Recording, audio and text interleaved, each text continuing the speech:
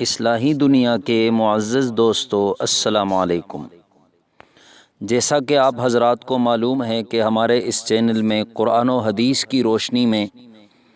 وظائف، خوابوں کی تعبیر اور مستند واقعات بیان کیے جاتے ہیں۔ اسی سلسلے میں آج کی اس ویڈیو میں ہم آپ کے لیے روزی میں برکت کے لیے ایک سریع الاثر عمل لے کر آئے ہیں، یعنی اس کا اثر بھی جلدی ہوگا اور اس کا اثر یقینی بھی ہے۔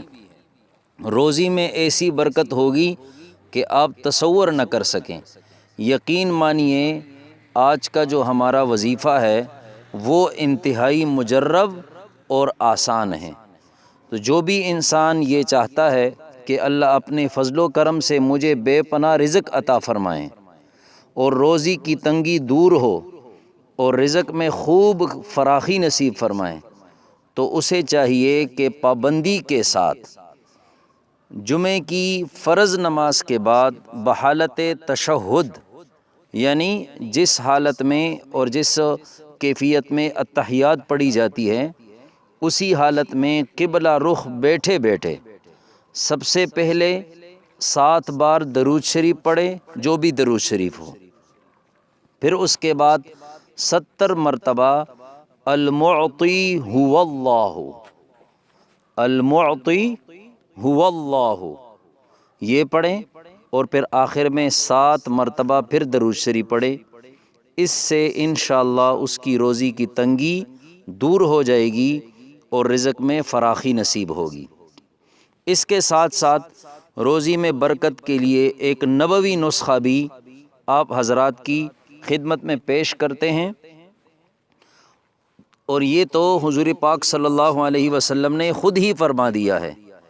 اور اس پر تو نتائج کا مرتب ہونا یقینی ہے، کیونکہ آپ علیہ الصلاۃ والسلام کے تمام ارشادات بلا شک و شبہ صحیح ہیں۔